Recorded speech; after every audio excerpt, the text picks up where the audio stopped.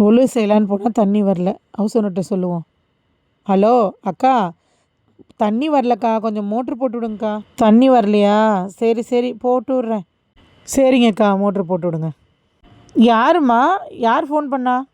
யார்? அதான் மாடி வீட்டில் குடியிருக்காள் அவள் தான். தண்ணி வரலையாம்மா, மோட்ரு போடணுமாம்மா. மோட்ரு தானே, இப்போவே போட்டுறேன்.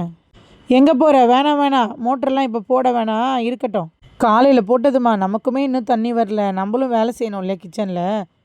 நமக்கு தான் இப்போ வேலை இல்லையே, 1 மணி நேரம் கழிச்சு தானே, 1 மணி நேரம் கழிச்சு போட்டுக்கலாம். இப்போ ஒன்றும் அவசரம் இல்லை. எதுக்குமா இப்படி பண்ணுறீங்க? ஆ, எதுக்கா? அவள் கொடுக்குற வாடகைக்கு வீடு விட்டதே பெரிய விஷயம். இதில் மோட்ரு வேறு அடிக்கடி போடணும். கரண்ட் பில் யார் கட்டுறது? அம்மா, இதெல்லாம் ரொம்ப தப்புமா. இந்த மாதிரி செய்கிறவங்கள அல்லா மறுமை நாளில் பார்க்கவும் மாட்டான், பேசவும் மாட்டான். தண்ணீரை நீங்களே உற்பத்தி பண்ணுறீங்க, அல்லா தானே கொடுக்குறான். தன் தேவைக்கு மேலே எஞ்சி இருக்கிற தண்ணீரை தடுக்கிறவங்கள பார்த்து அல்லாஹ் சொல்லுவான், மக்கள் பயன்படுத்தக்கூடிய தண்ணீரை உன் கையால் நீ தடுத்ததுனால என்னிடம் இருந்து கிடைக்கக்கூடிய அருளை நான் தடுக்கிறேன்னு மறுமை நாளில் அல்லாஹ் சொல்லுவான். அல்லாஹ்வே, இவ்வளோ பெரிய தப்பு பண்ண பார்த்தனே, இனிமேல் நான் இந்த மாதிரி செய்ய மாட்டேம்மா, முதல்ல போய் மோட்ரு போடுறேம்மா.